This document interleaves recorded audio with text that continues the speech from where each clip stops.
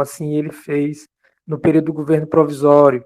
Ele vai voltar a nomear governadores, certo? No caso, os interventores estaduais.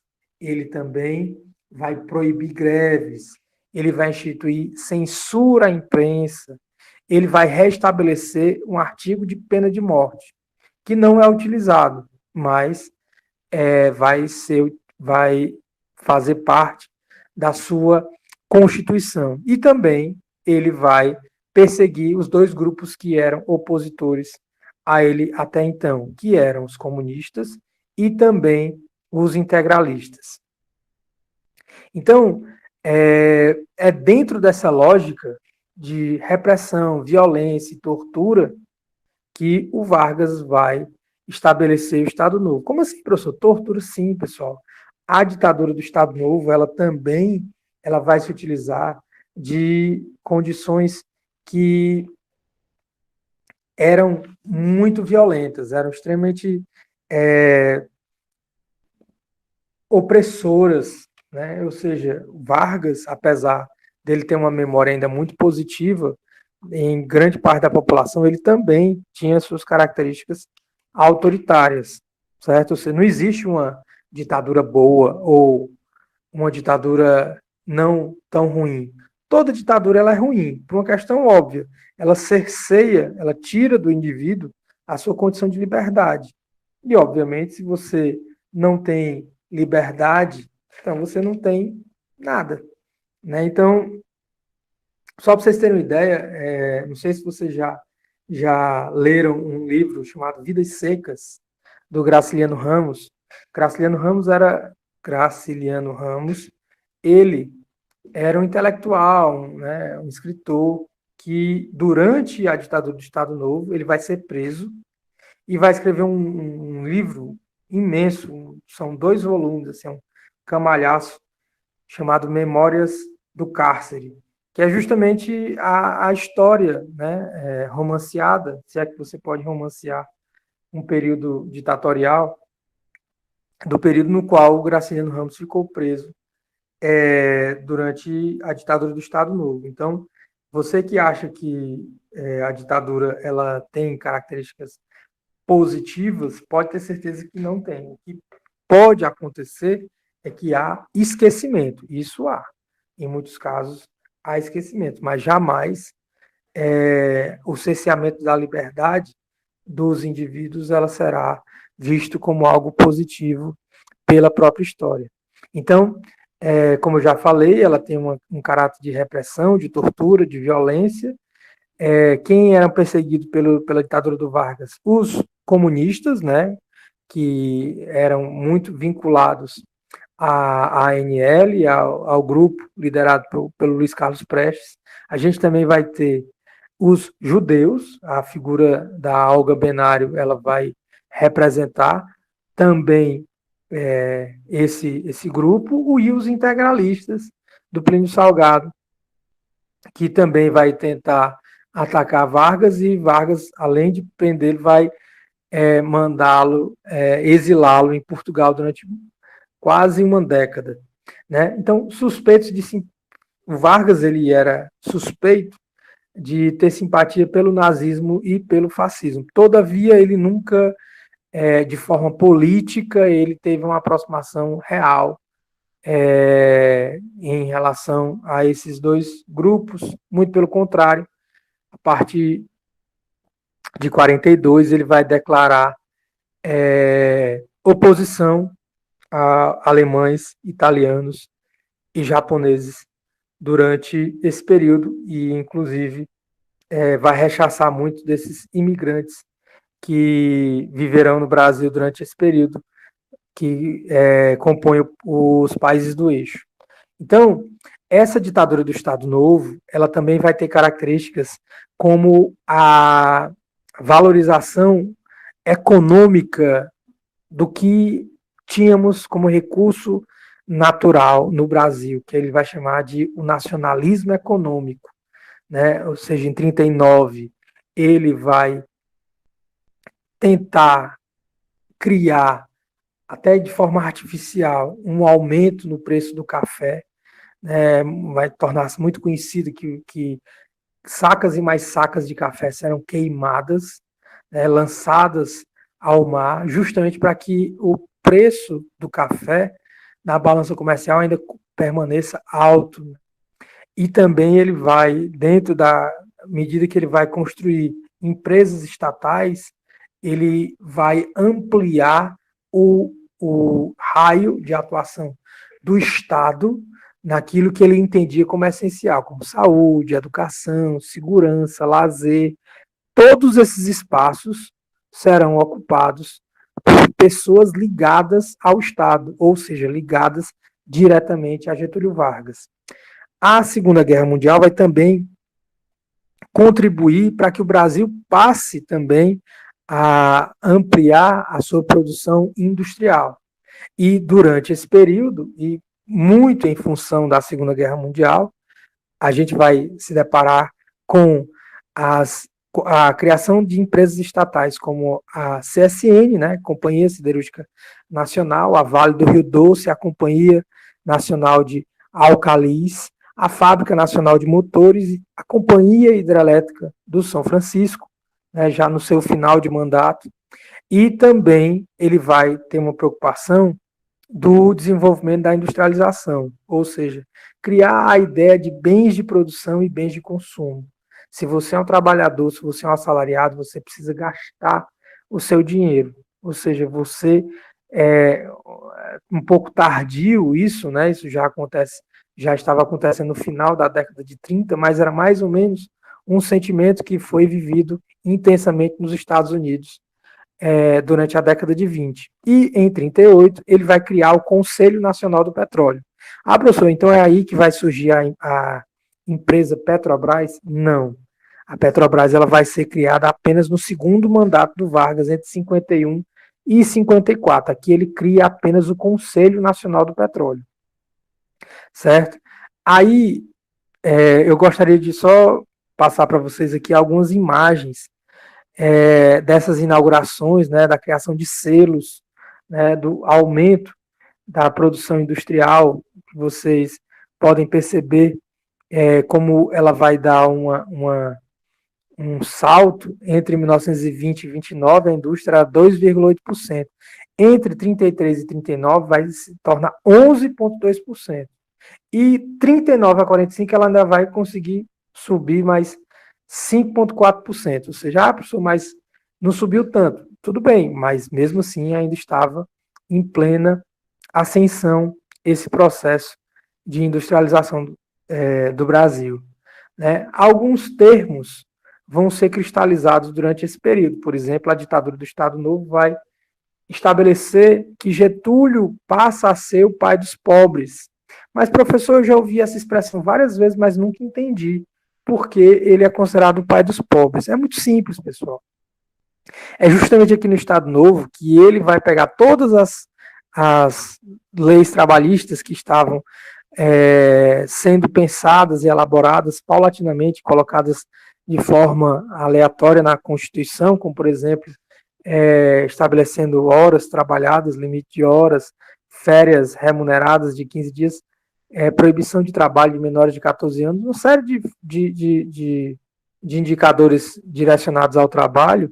Você vai ver, a partir de agora, o que ele chama de CLT, que é justamente a consolidação das leis trabalhistas, que ele vai criar isso em 1943, inspirado, inclusive, na Carta de Lavoro, que foi a Carta do Trabalho, que foi pensada pelo Benito Mussolini, na Itália fascista, durante o governo autoritário do Benito Mussolini.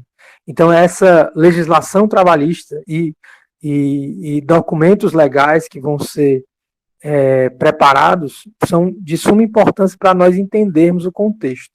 Durante esse mesmo período, ninguém poderia ou ninguém teria direito de falar mal do governo. E, para que ele possa se resguardar disso, ele cria também o Departamento de Imprensa e Propaganda, que é o DIP. E é justamente esse DIP que vai ser o maior propagador da própria imagem de Getúlio Vargas certo? Então, esse ideal de Getúlio Vargas com o pai dos pobres, ele não é criado pelos livros, ou ele não é criado pela população da ocasião, é criado pelo próprio DIP, que se utilizava de duas frentes fundamentais, a censura e a propaganda, certo? Ou seja, censurar todo aquele que pudesse ou quisesse falar contra o governo de Vargas e, ao mesmo tempo, propagar os valores, os projetos e os ideais que eram instituídos durante aquele período. Também é importante lembrar que é justamente nesse período que vai ser criado a Hora do Brasil, né? A Voz do Brasil, que hoje, até hoje, é um programa diário, né? Que você escuta no rádio de forma obrigatória. Hoje em dia estão até flexibilizando o horário da Voz do Brasil, mas, se não me falha a memória, ele tem passado nas rádios por volta de 8h30 da noite, né? Então, a Hora do Brasil era uma forma que o Vargas tinha de poder acessar, chegar, comunicar ao trabalhador, né? Que era, digamos, a base do seu governo. E ele utilizava um recurso que já era bastante utilizado pelos governos autoritários na Europa, que era o rádio. O rádio, que era um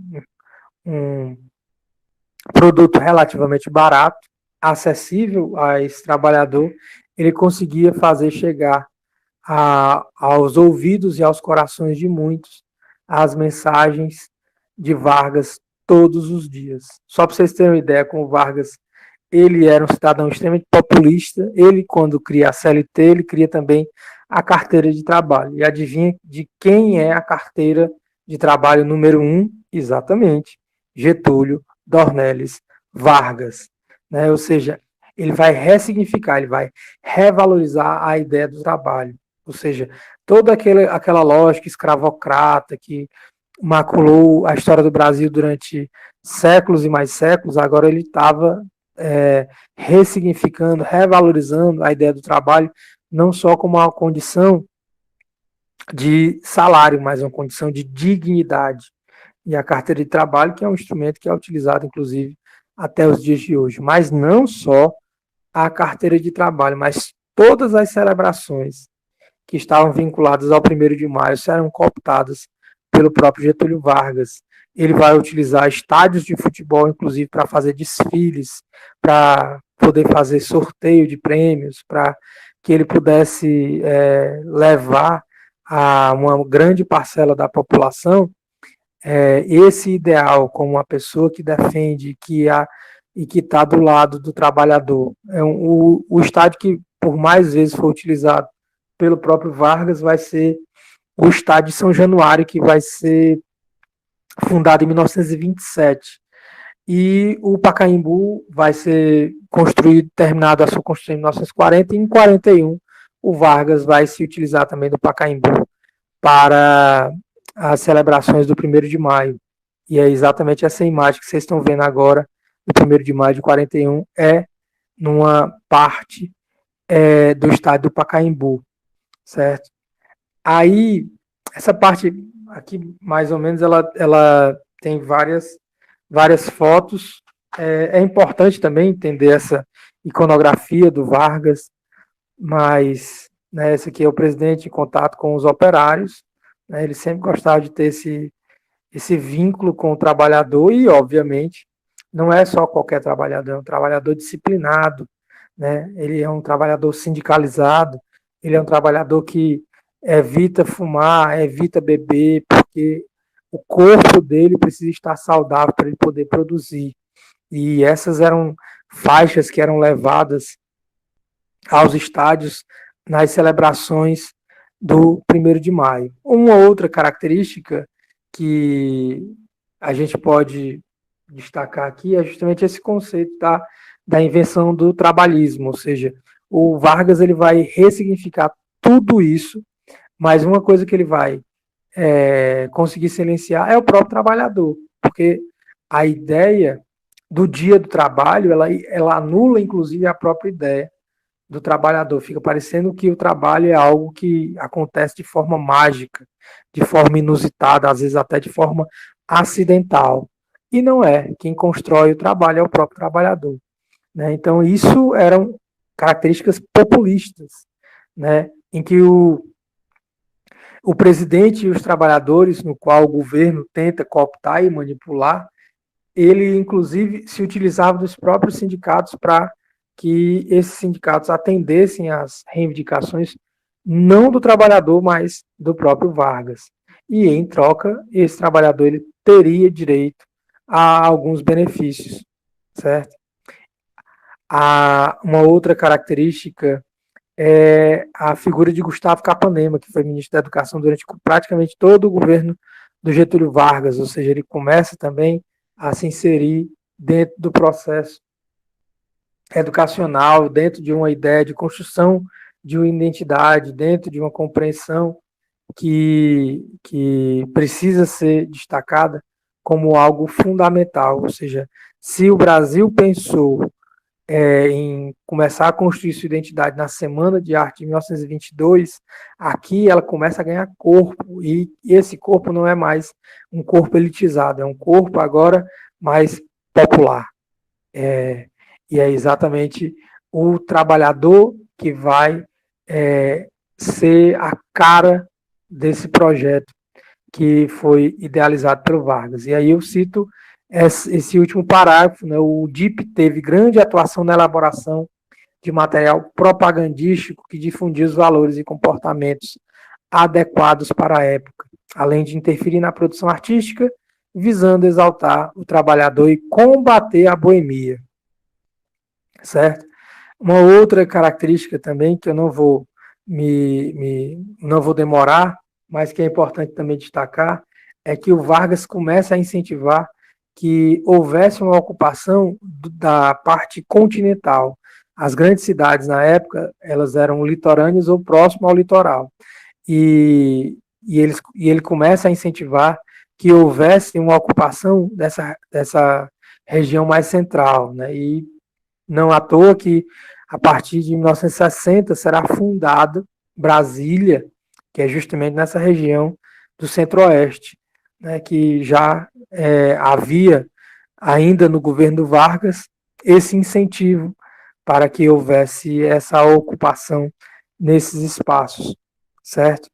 E já encaminhando para o final dos slides, a gente vai falar na próxima apostila sobre o Brasil na Segunda Guerra Mundial, mas é importante destacar que, além de falarmos sobre a FEB, além de falarmos sobre a participação efetiva do Brasil na Itália, em Monte Castelo, nas montanhas de Montese, é importante também falar sobre o soft power, a política de boa vizinhança que o Brasil vai celebrar com os americanos, e que isso vai render, inclusive, frutos muito importantes dentro do cenário cultural, que inclusive permanecem até os dias de hoje. Talvez seja sabido de vocês que o personagem do Capitão América ele vai surgir dentro do contexto da Segunda Guerra Mundial. E, óbvio, a própria condição de ele todo paramentado com as cores da bandeira norte-americana, com o escudo, tudo isso dá um caráter imponente. Mas os heróis e os personagens, nem todos eles tinham os desenhos do Capitão América. Havia também outros personagens que foram criados pelos próprios americanos, carregados de estereótipos, mas que não eram americanos. Eram vizinhos, amigos, e é exatamente aí onde eu gostaria de falar agora. Esses que estão sentados à mesa são Getúlio Vargas e Franklin Delano Roosevelt. Né? Eles se encontram em Natal, e na cidade de Natal, justamente planejando uma base que o Brasil poderia servir de suporte estratégico durante o período da Segunda Guerra Mundial. Lembrando que Natal, aliás, o Rio Grande do Norte e a Paraíba são os dois pontos mais extremos do nosso continente, a África e a Europa. E, obviamente, por isso que esse encontro se deu estrategicamente nesses lugares. Paralelamente, tinha um jovem empresário que ascendia com um grande talento nos Estados Unidos e que já havia produzido um filme que não tinha rendido o lucro esperado, pelo contrário, que foi justamente a animação de Cinderela, que é o Walt Disney, e aí ele recebe o suporte de Franklin Delano Roosevelt e dos irmãos Rockefeller, para que ele viesse até a América do Sul pensar e produzir uma animação, e que de preferência ele pudesse criar personagens que estivessem ligados aos países da América do Sul. É isso que a gente chama de soft power. E é aí onde começa essa estreita relação entre o Pato Donald, que era o perfil do cidadão médio norte-americano, e o José Carioca, que apesar de ser todo paramentado como uma ave genuinamente brasileira, tinha a sua cauda, tinha, né, o seu rabo nas cores azul e vermelho.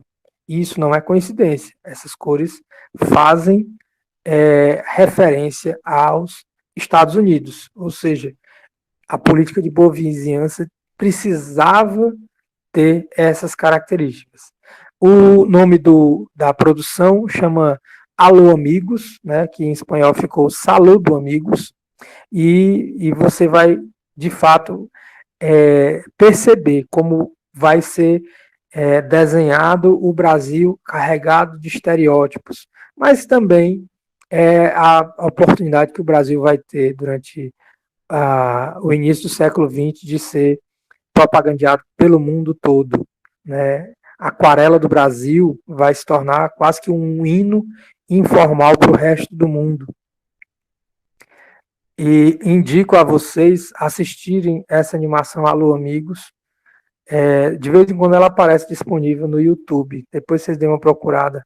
Carmen Miranda também, uma personagem portuguesa, radicada no Brasil, mas que acaba levando essa cultura brasileira para a América do Norte, né? Ela passa muito tempo fazendo espetáculos em Hollywood e em grande parte do território americano, levando a música e tudo aquilo que a nossa cultura tinha, ou pelo menos eles tentavam reproduzir como tal. Né? O rádio também vai ser fundamental para disseminação desses valores, porém, a Segunda Guerra Mundial ela vai ter seu fim após o ataque às cidades de Hiroshima e Nagasaki pelos americanos. O governo do Vargas era um governo extremamente autoritário, que se assemelhava a Hitler e a Mussolini. Porém, politicamente o Brasil estava bem próximo aos valores libertários norte-americanos. E aí, em 1943, o Manifesto dos Mineiros, que era uma espécie de resquício da elite pecuarista, ela vai assinar um documento pedindo e iniciando um movimento para que Getúlio Vargas renunciasse. E começa a ganhar corpo esse movimento do Manifesto dos Mineiros. Inclusive, a União Nacional dos Estudantes também vai defender e levantar essa bandeira pelo processo de redemocratização, lembrando que nós estamos ainda falando de um período autoritário, e aí o Vargas ele vai renunciar.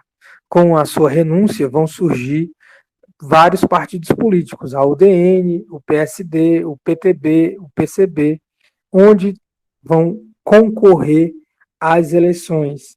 Mas mesmo havendo todas essas questões que já colocamos, ainda existia uma parcela muito significativa da população que queria a permanência de Getúlio Vargas no poder. E ele não continuando no poder, restou apenas o apoio de Getúlio Vargas ao seu ministro, general Eurico Gaspar Dutra, que, graças a esse apoio, será eleito presidente da República. e isso poderemos falar mais na próxima aula. Espero que vocês tenham gostado desse passeio pela história do Brasil. Fiquem em paz. Paz e bem, e até a próxima videoaula.